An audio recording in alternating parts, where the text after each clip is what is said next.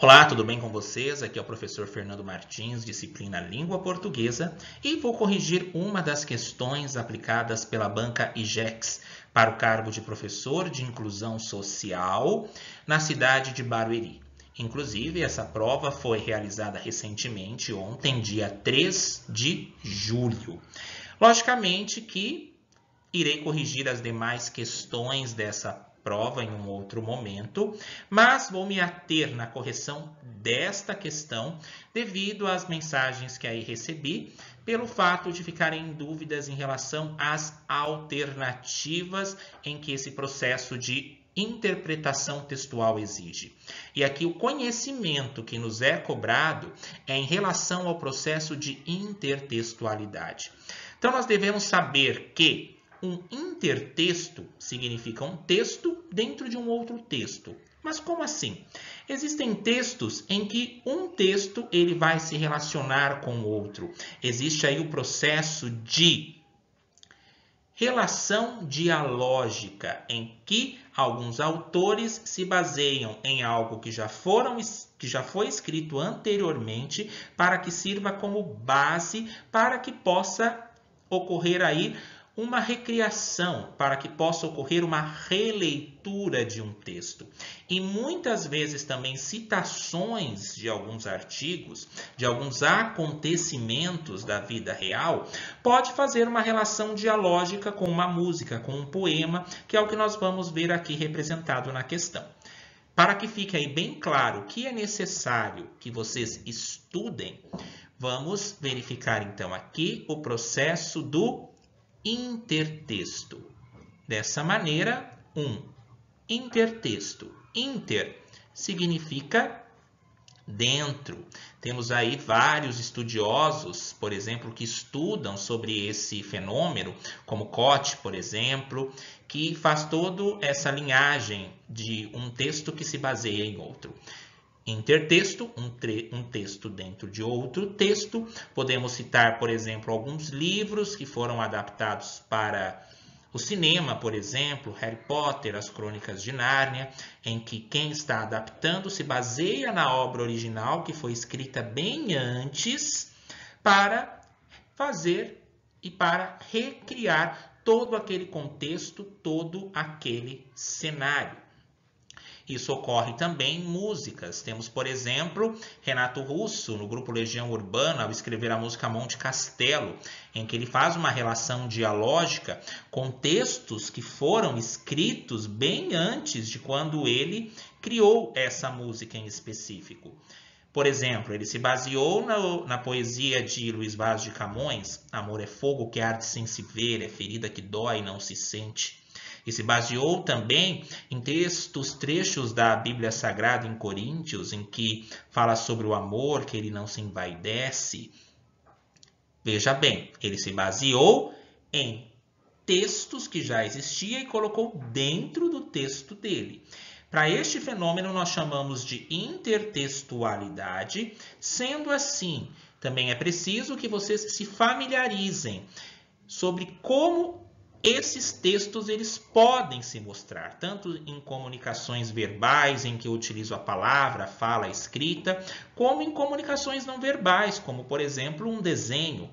Desta maneira, é necessário que vocês pesquisem e fiquem atentos aos nomes desses processos intertextuais. Por exemplo, o uso de paráfrases, em que eu realizo a reescrita de um determinado texto sem modificar o seu sentido. Posso citar aí, por exemplo, até novelas em que autores se basearam em obras literárias. Por exemplo, Gilberto Braga, ao escrever A Escrava Isaura, ele se baseou justamente na obra literária de Bernardo Guimarães para criar todo o cenário. Éramos Seis, em que se basearam também no livro de Maria José do Pré para recriar todo um cenário, utilizando aí as paráfrases. E em concursos também costuma aparecer muito o uso de paráfrases, que é reescrever um texto com outras palavras sem modificar o sentido, e para isso o uso das conjunções ajuda bastante. Pesquisem sobre este processo intertextual. Não somente este, mas os outros. Lembrando que no Enem, o exame do Ensino Nacional do Ensino Médio também trabalha muito com essas questões intertextuais. O outro fenômeno se chama paródia. A paródia, vou me basear também em algo que já existe, vou recriar, vou fazer uma releitura com o sentido de ironizar, criticar alguma situação. A internet aí está cheia de paródias, então também é uma intertextualidade. Há também o uso de citação, em que costumamos aí fazer, por exemplo, num trabalho de conclusão de curso, numa monografia, num artigo, em que nós citamos autores para embasar a nossa linha de pensamento sobre um determinado assunto.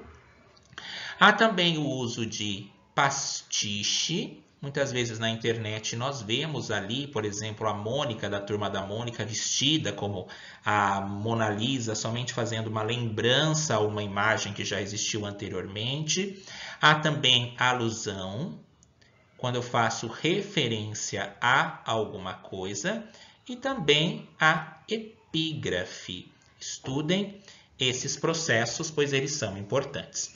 Vamos agora conhecer a questão aí desenvolvida pela banca IGEX, em que foi utilizada a música Evidências, escrita por José Augusto, mas que já foi aí interpretada por várias duplas, por vários cantores, por exemplo, Chitãozinho e Chororó. Vamos aqui conhecer, vamos interpretar sobre o que ela fala. Vamos por partes para que possamos aí identificar e compreender bem qual será a alternativa correta. Evidências. Quando eu digo que deixei de te amar, é porque eu te amo. Notem que nesse primeiro contato com a música, o texto aqui está escrito em primeira pessoa, o eu lírico em primeira pessoa, e que já há uma contradição. Quando eu digo que deixei de te amar, é porque eu te amo. Então, notem que ele sofre um conflito antagônico dos contrários. Inclusive, a primeira questão aí da prova do concurso foi para identificar qual era a figura de estilo em que um trecho da música se identificava. Quando eu digo que deixei de te amar, é porque eu te amo. Quando eu digo que não quero mais você, é porque eu te quero. Eu tenho medo de te dar meu coração e confessar que eu estou em tuas mãos.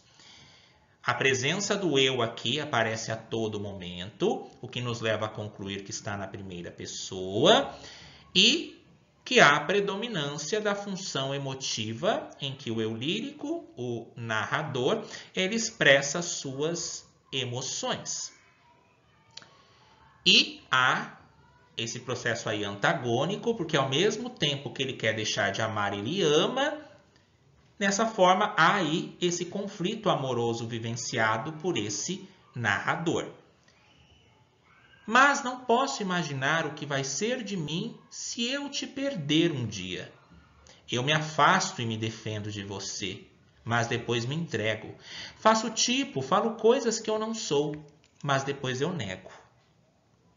Então, notem que ele vai vivendo aí das aparências, ele vai tentando disfarçar as evidências, ele vai tentando mostrar que ele não sente nada por essa pessoa a qual ele está escrevendo aqui, por isso que a música se chama Evidências, isso está evidente, mas ao mesmo tempo o narrador tenta fugir desse amor, mas ele não consegue. Então, há esse conflito.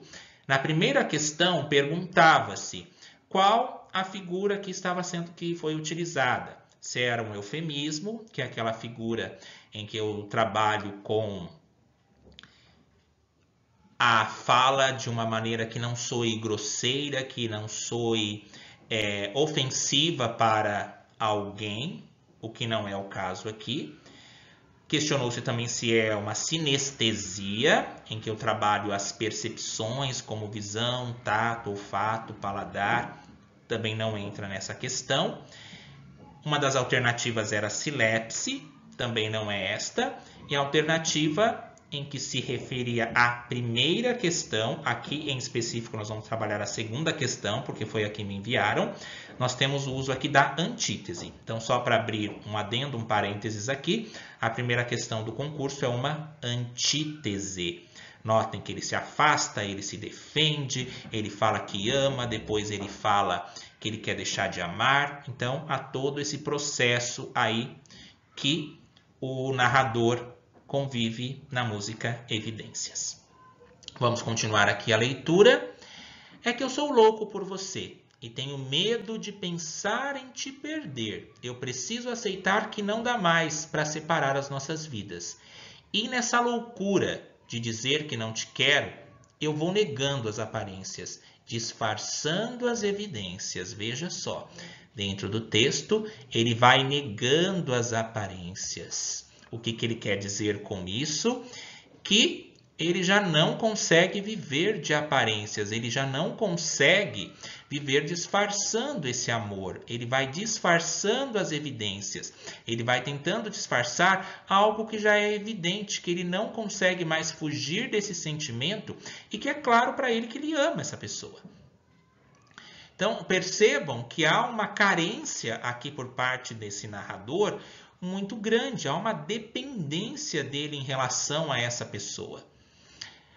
Mas para que viver fingindo, se eu não posso enganar meu coração? Eu sei que te amo, ele está certo disso. Chega de mentiras, de negar o meu desejo.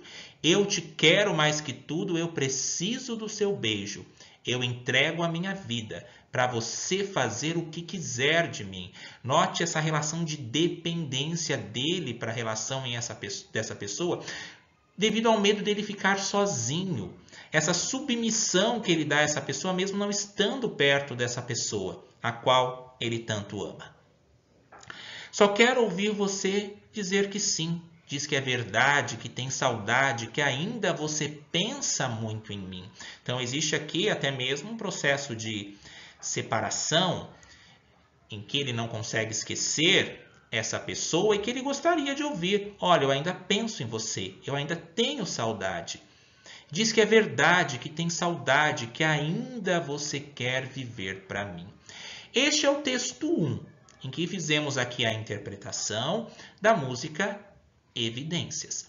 Agora vamos perceber a intertextualidade que foi aí desenvolvida por meio de um artigo retirado de um blog que fala justamente sobre a carência afetiva, que é o mesmo assunto tratado na letra da canção. Então tem uma intertextualidade, já que o intertexto é uma relação dialógica que pode ocorrer entre dois textos ou mais.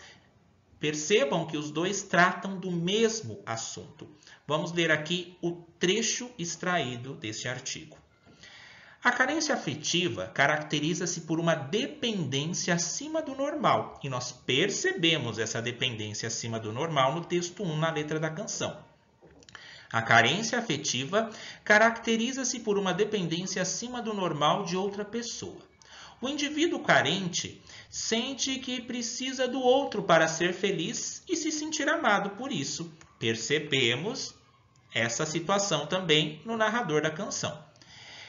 Por isso, notem aqui o por isso, que é uma conjunção aí conclusiva, que diante do que foi mencionado, portanto, ele aceita qualquer tratamento, seja um tratamento bom ou ruim, por medo de ficar sozinho. A submissão é um fator muito presente nessa condição. Compreendemos que temos um gênero textual ali no texto 1, um gênero ali poético, um gênero canção, aqui nós temos o artigo, mas que os assuntos são o mesmo, então há sim uma intertextualidade, um texto dentro de outro texto em que se faz referência ao mesmo assunto. A leitura do texto pode ser intertextualizada por um trecho da canção. Vamos perceber aqui a questão. A leitura do texto, qual texto? O de cima. Pode ser intertextualizada, ou seja, pode ter uma relação dialógica sobre o mesmo assunto por um trecho da canção, lá do texto 1. esse trecho é? Bom, aqui que houve o conflito em relação a ideias. A leitura do texto pode ser intertextualizada por um trecho da canção. Todas essas alternativas que estão aqui aparecem na letra da canção, tanto a A, como a B, como a letra C, como a letra D. Mas eles querem saber da relação dialógica de intertextualidade do trecho, por um trecho somente da canção, e qual que é esse trecho que se refere à leitura do texto 2. Qual trecho da canção que nós podemos criar uma intertextualidade com o texto 2? É isso que foi ali questionado. Letra A. Eu tenho medo de te dar meu coração e confessar que eu estou em tuas mãos. Será que o texto 2 fala justamente sobre isso? Eu tenho medo de te dar meu coração e confessar que eu estou em tuas mãos. Não, o texto 2 não fala sobre esse trecho da canção, fala sobre outro trecho. Dessa forma, a alternativa A, eu descarto. Letra B. Será que o texto aqui, o texto 2, ele fala sobre esse trecho aqui da canção? Diz que é verdade, que tem saudade, que ainda você pensa muito em mim. Em outras palavras, o texto 2 está querendo falar justamente sobre esse trecho? Também não. Descarto a letra B. Letra C. Maior conflito foi aqui, entre a letra C e a letra D. Chega de mentiras, de negar o meu desejo. Eu te quero mais que tudo. Eu preciso do seu beijo. O texto aqui 2 está fazendo o intertexto com esse trecho aqui da música? Também não. O texto 2 não está falando algo que fala chega de mentiras, não está falando sobre desejo, não está falando de algo relacionado a beijo, mas está falando que vou negando as aparências, porque fala justamente da dependência acima do normal de outra pessoa. Ok? Que ele, para ser feliz, precisa se sentir amado, disfarçando as evidências. Mesmo que o tratamento seja bom ou ruim, ele vai disfarçando ali o que é evidente, tentando negar esse amor. Então, o trecho que faz aí intertextualidade com o texto 2, que é solicitado na questão, é a letra D. Vou negando as aparências. Vou disfarçando as evidências, ou seja, a carência afetiva caracteriza-se por uma dependência acima do normal de outra pessoa. O indivíduo carente sente que precisa do outro para ser feliz e se sentir amado. Por isso aceita qualquer tratamento bom ou ruim, por medo de ficar sozinho.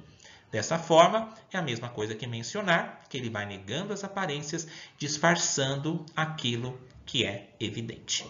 Lembrem-se, língua portuguesa é troca, vivência e diálogo. Pesquisem mais sobre os processos de intertextualidade. Em breve aí volto com outras questões desta prova. Obrigado pela companhia, nos vemos em um próximo vídeo. Até a próxima.